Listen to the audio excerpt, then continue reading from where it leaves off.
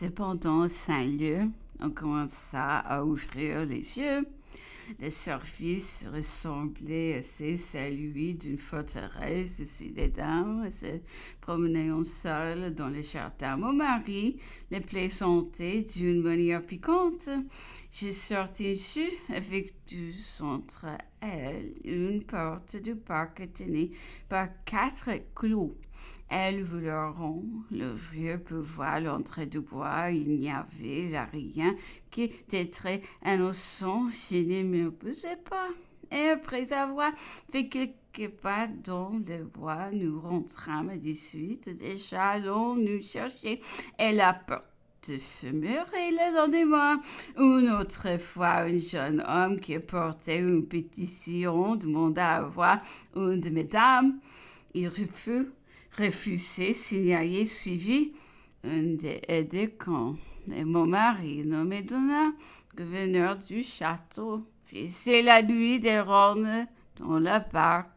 Tous les matins, il était réprimandé. Vous faites mal votre devoir, disait mon mari. Un homme est entré cette nuit dans le parc. J'en suis sûr, je l'ai entendu. Le pauvre gouverneur jurait que c'était impossible. Il ne persuadait pas. Et mon mari, sans dire un mot, sans que j'en puisse deviner la cause, se séparer de moi, en prenait d'un air encore plus sévère. Il appelle un Dieu cet aide-camp et lui dit d'un air ému: montez, cheval, avancez aussi vite que possible, vous rencontrerez un jeune homme qui sort du village, vous lui demanderez une lettre qu'on a dû lui remettre ici. Dites qu'on vous envoie comme si on avait quelque chose à y ajouter. Volez et revenez aussitôt. N'oubliez pas d'ôter votre croix de la Légion, afin qu'on ne vous reconnaisse pas. L'aide-camp ne trouve personne, va jusqu'aux barrières de Paris et revient raconter le peu de succès de sa mission. Mon mari s'écrie: ah, ces gens-là prennent toujours les routes détournées. Je n'ai su ces détails qu'en Hollande, où l'aide-camp, après avoir découvert enfin le caractère du prince Louis, avoua à une de mesdames la persuasion où il était demeuré longtemps que je devais avoir des intrigues coupables dont la connaissance approfondie de notre intérieur lui avait démontré la fausseté. Mes jeunes dames ayant-elles à Paris, une invalide, espion en chef, les suivait partout et écrivait toutes leurs démarches. Quelquefois, leur chambre était en visite, le secrétaire forcé, elles s'en apercevront et me plaigneront en silence, mais Dacopa même ne fut pas épargné. On l'engagea à passer quelques jours à Saint-Leu et à y amener mes cousines Stéphanie de Beauharnais, Stéphanie Tascher, sœur de M. Tascher et Mademoiselle Monroe, fille du président des États-Unis. Pendant ce temps, on proposa à cette femme de chambre 50 000 francs si elle livrait des prétendues lettres et portraits que Madame Quempin accordait à moi. La femme de chambre ne peut rien donner. La police se depuis ces détails. Quelle est la femme qu'on ne parviendrait pas à compromettre et dont la réputation pourrait résister à de semblables éteintes? Au reste, le caractère qui s'abandonne à ces odieux soupçons non recueille que malheur et tourment. Loin de se calmer par la condition qui se trompe, puisque jamais il ne trouve la preuve de ce qu'il cherche. Il s'irrite, obstine, s'est fixé sur un point, celui de savoir ce qui n'existe pas, parce qu'il fait du mal. Il veut une faute, et dans une victime, il a besoin d'un coupable.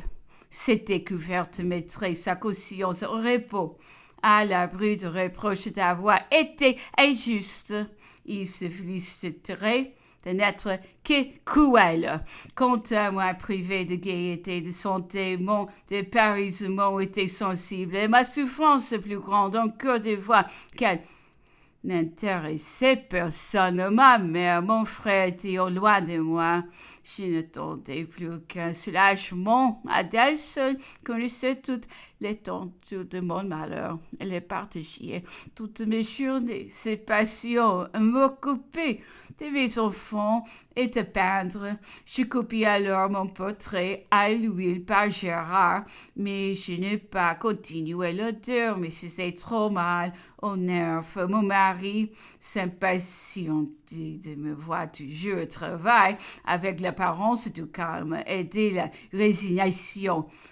« Vous avez l'air de tuer le temps, me disait-il, et de tendre une meilleure sort. » Il semblait faire allusion à sa mauvaise santé. Qui pouvais-je répondre? Mon mal redoublait et je me laissais aller. Bientôt j'aurais été perdu sans une crise qui me sauva. J'ai reçu une lettre du jeune qui m'annonçait sa nomination à la vice-royauté d'Italie et m'exprimer mon chagrin de se voir séparé de sa famille et de sa patrie. Cette lettre me porta un coup affreux. Tant de malheurs me rendaient plus que jamais la tendresse de mon frère nécessaire. Lui seul me connaissait, m'estimait.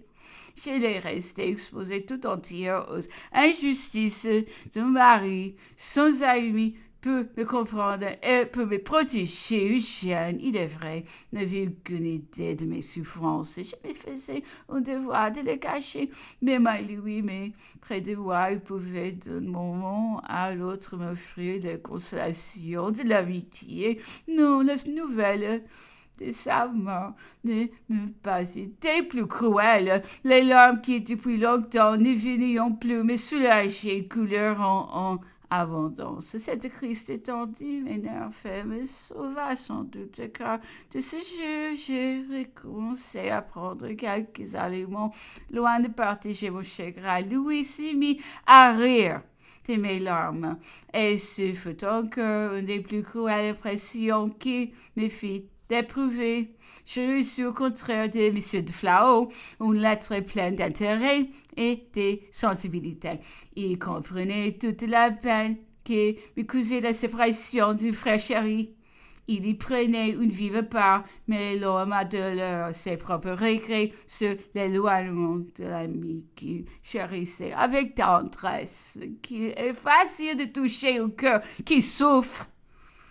J'ai cru retrouver dans celui qui m'entendait si bien le frère que j'ai perdu, rempli de cette idée consolante. Je n'ai vu aucun mal à lui répondre. Ce fut ma première lettre et j'accordai à l'amitié la plus pure ce qu'il me n'aurait jamais obtenu. On adorna à mon mari les bains des saintes mains. Nous y fondâmes notre fils le plus jeune avec madame de Beaupère et les maintenant qu'il est né. Sa sous-gouvernante Adèle et mademoiselle Cochelet, nous arrêtâmes à Mortefontaine chez le prince Joseph. Je fis écrire à madame Campin pour lui donner de mes nouvelles, mon valet de chambre. Puis la lettre, elle porta à mon mari, qui, mesdames, souperont occupé à la lire, dont la Pâque arrivait à Saint-Amand.